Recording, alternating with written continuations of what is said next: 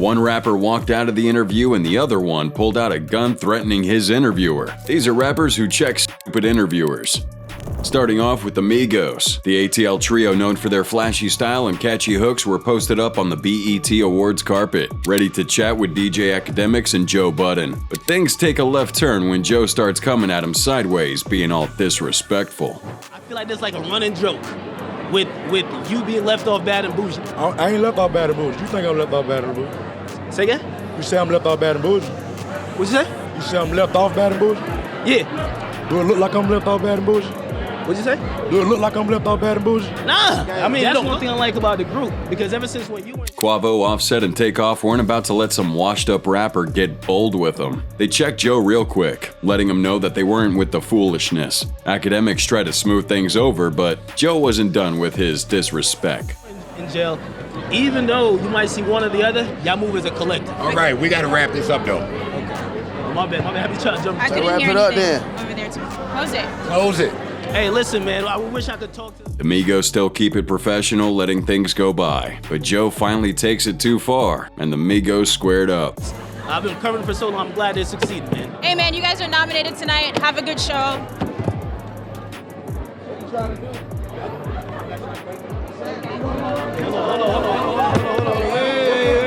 Wait. No. Wait. Where's their security guard? Where's their security guard? The video cuts off, but it looks like security intervened and nobody got hurt. But Joe actually doubled down on his comments later on Twitter when someone tweeted him asking why he acted like that. He responded with this tweet. Next up is the queen of rap herself checking an interviewer for his sexist comments. Nicki Minaj isn't afraid to put interviewers in their place who come at her with sexist nonsense. In a recent sit-down, this interviewer tried to play the gender card, throwing shade at Nicki for being assertive, something that male rappers get nothing but props for. But Nicki wasn't having it. She shut that down real quick, schooling the interviewer on the double standards that female MCs face in the game. Assertive. I'm a bitch. When a man is assertive, he's a boss. Bossed up. He bossed up. Yeah, he bossed up. No negative connotation behind bossed up, but lots of negative connotation behind being a bitch. Nicki would bring up Donald Trump of all people, using him as an example of how men can be assertive without catching heat, while a woman like Martha Stewart would get dragged for the same thing. Run our company the same way and be the same way. Oh, evil. But Donald Trump, he gets to hang out with young and have 50 different wives and just be cool. Oh, Donald, we love you. Donald Trump. But when you're a girl, you have to be like everything. You have to be dope at what you do, but you have to be super sweet. And you have to be sexy, and you have to be this, and you have to be that, and you have to be nice, and you have to... It's like, I can't be all those things at once. I'm a human being. Nicki's whole point was that women shouldn't have to be stuck in this stereotypical box, and female MCs deserve the same respect as male MCs. And Nicki's not the only one who had to put somebody in check. Coming up, we've got another rapper turning the tables on a journalist who tried to come at them sideways. Kanye West is known for not sugarcoating anything, and this interview with Piers Morgan was no different. The interview starts out slow, but things get heated real quick when Piers presses Kanye about his comments on slavery and Jewish people. What? Please, next question. Please don't ask me any retarded questions. Okay, let me go to the next furore, which has been around you in the last couple of weeks, which is your attacks. Is that British for theory? Is that British for theory? What's theory, bro? Is that British for theory? You actually have quite a good British accent. That's quite good. Let me ask you, if I can, about the allegations that you have made anti-Semitic comments. And in particular, when you said on Instagram, I'm a bit sleepy tonight, but when I wake up, I'm going DEFCON 3 on Jewish people. Now, many people who are Jewish... Kanye wasn't having it and shut Piers down wherever he could. He wasn't going to let Piers put words in his mouth and neither play couch therapist to him. The whole thing was a back and forth with Kanye pushing on what felt biased. They throw him in jail, where they actually did throw him in jail. So people have to understand just the bravery. There's so many people everywhere. I know everyone can relate to being afraid to say what you're gonna feel because you feel like you're gonna... When it was clear they weren't on the same page, Kanye did what Kanye does best. He dipped out. He walks out of the interview, knowing when to stop. He's not gonna let somebody talk to him like he's crazy or needs to have his opinions changed. He isn't afraid to leave a situation where he isn't getting respect. Love him or hate him, Kanye showed he wasn't scared to walk away from a mess. Next up is rapper Bands, who got a little too heated in his interview. GMEB Bands is a rapper who may have fallen off in his later years, but he left his mark on the game with one unforgettable interview. When Bands sat down with Vlad TV, he wasn't about to play any of the usual media games. The conversation starts off smooth, but things take a wild turn when Vlad makes a mistake of comparing Bands to another rapper by the name of Slim Jesus. Bands felt disrespected by the whole thing. Despite him expressing that, Vlad kept pushing. That's when Bands went from 0 to 10 and pulled out a strap showing off just how deep in the rap game he is. He wanted Vlad to know that unlike those wannabe gangsta rappers, he was a real one. He was dead serious about his rep and his credentials in the rap game. Unlike some of these other so-called gangster rappers, Bands has the hardware to back up his claims. But because my look real and authentic, not no foolery. Motherfuckers using CO2 guns and shit. Boy, nah, man. Nah. Nah. It ain't like that. Hell no. The video clip of the incident spread like wildfire, with fans and haters alike buzzing about Bands' bold move. Some praised him for keeping it real and not letting anyone disrespect him, while others criticized him for taking it too far.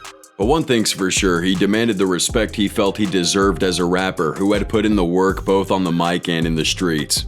Now, as wild as Bands' interview was, though, not every rapper resorts to showing off their straps when they feel disrespected. Some MCs prefer to let their fists do the talking, as we'll see with this next group, who found themselves in a heated situation during an interview.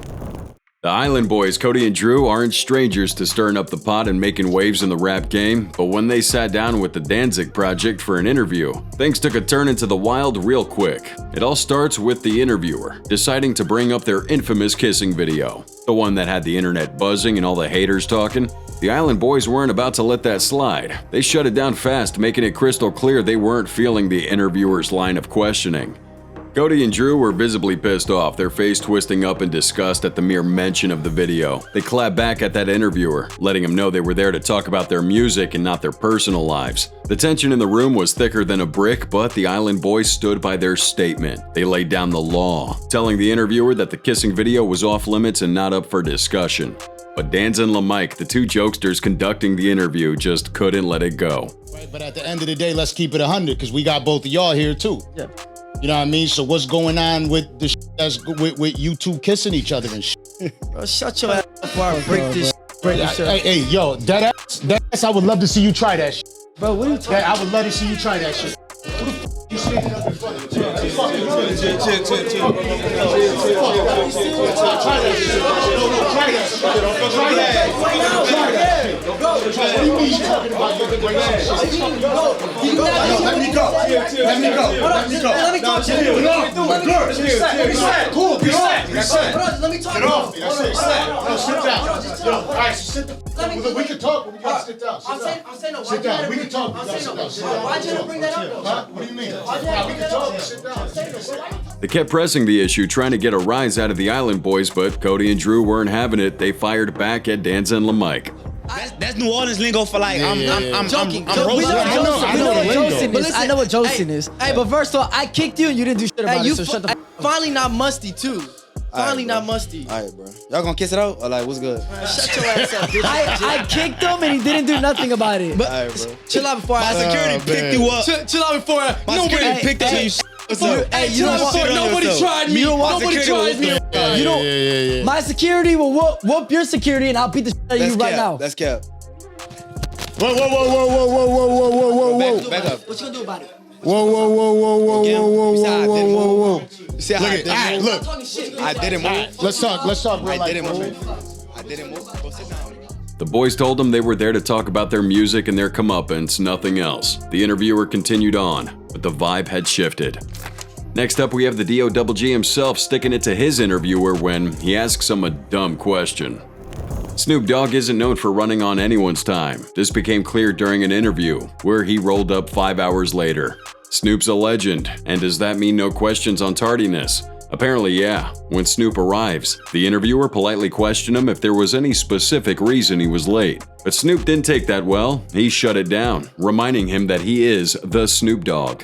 You're 5 hours late here. And man, shut the come on, man. No, we just saw you on Twitter from the border. About 5 hours late. I'm here, nigga. Happy I'm here and ask some real questions.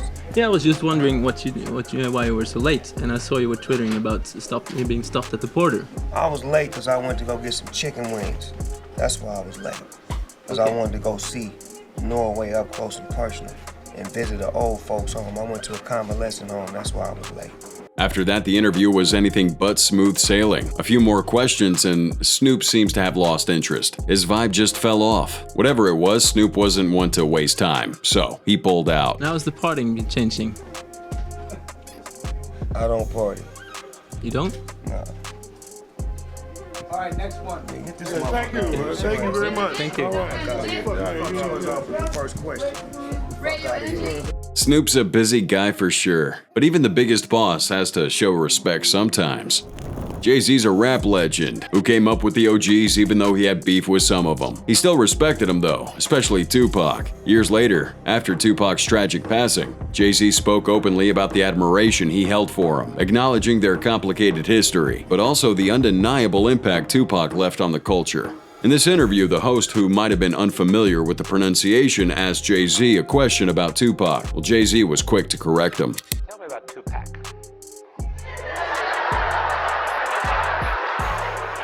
Can I explain something here tonight? I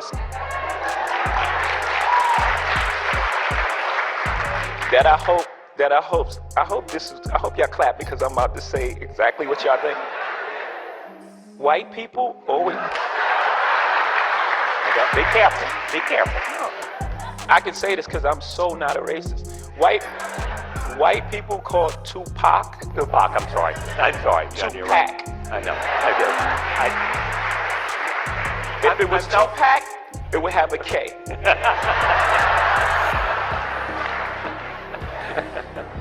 You're not the first. Hopefully after tonight, you will be the last.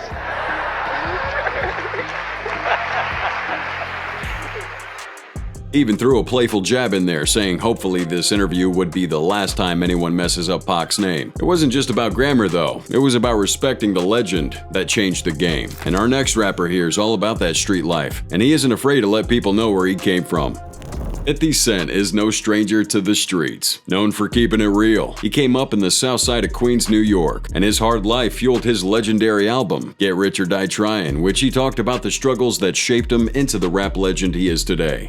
During the interview, that street knowledge came out loud and clear. 50 was talking about how cheap it is to get someone to take a life. If you got the stacks, hiring muscle isn't hard. Where I'm at, the price of life, where I grew up at, the price of life is cheap. So if you got the money, if you got the bag, it's gonna happen. When you drop it, it's a go. So tell me who is you think I won't drop the bag? That's what you think? Nah, look, hey. You got to be kidding me. Like, that's the easiest thing in the world. I'm just asking. And then you say, and you got to get, and I got the team. I got to come, I got to get stronger than linebackers. My lawyers done.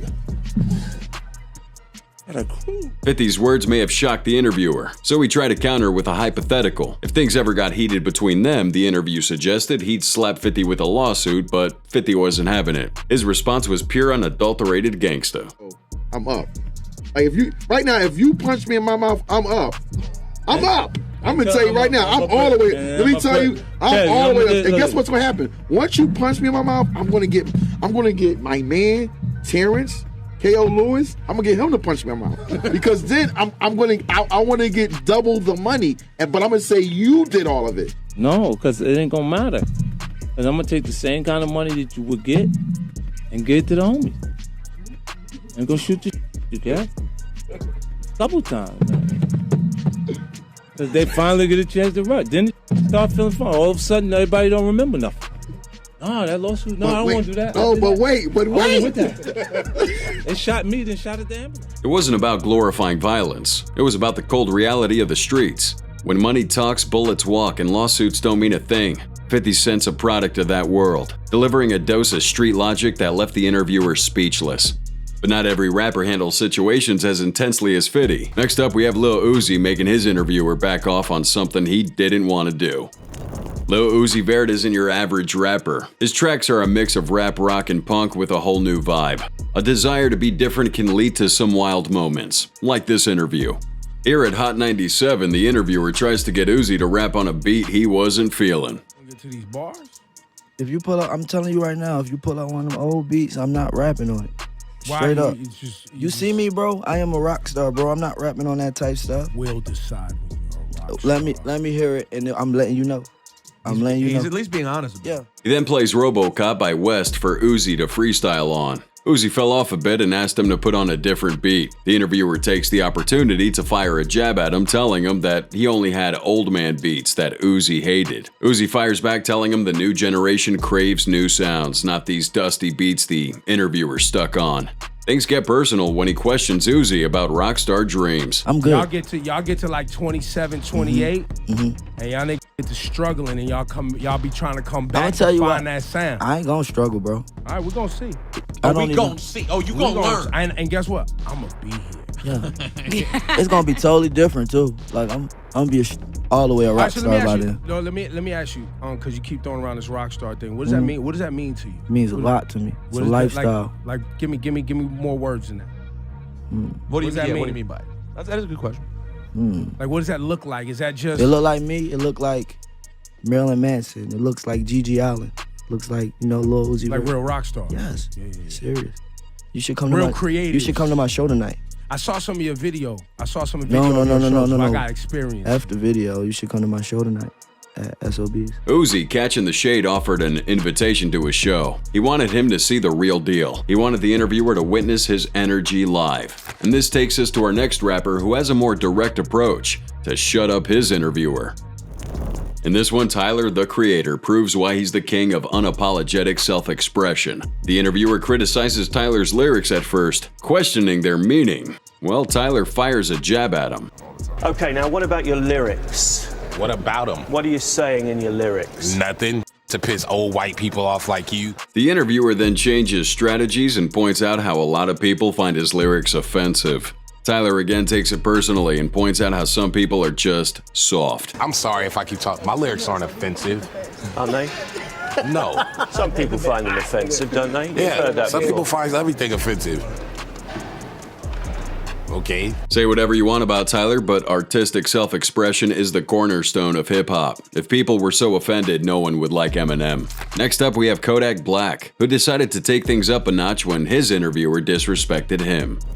Kodak Black was a controversial rapper with undeniable talent, but even he wasn't expecting what this interviewer asked him. It all starts off great. They chatted about his new album and Cardi B's success, but things get icy when Ebro brings up Kodak's legal problems. The mood went dead real quick. Kodak wasn't feeling the topic at all and avoided saying anything. Another host tries to lighten the mood, blurting out some random question about the moon landing. Ebro, though, wasn't taking the hint and kept pressing Kodak for answers. Kodak, clearly done with this interrogation, shuts it down smoothly. The subject, I'm finna walk out. We'll change which subject? Just whatever, like.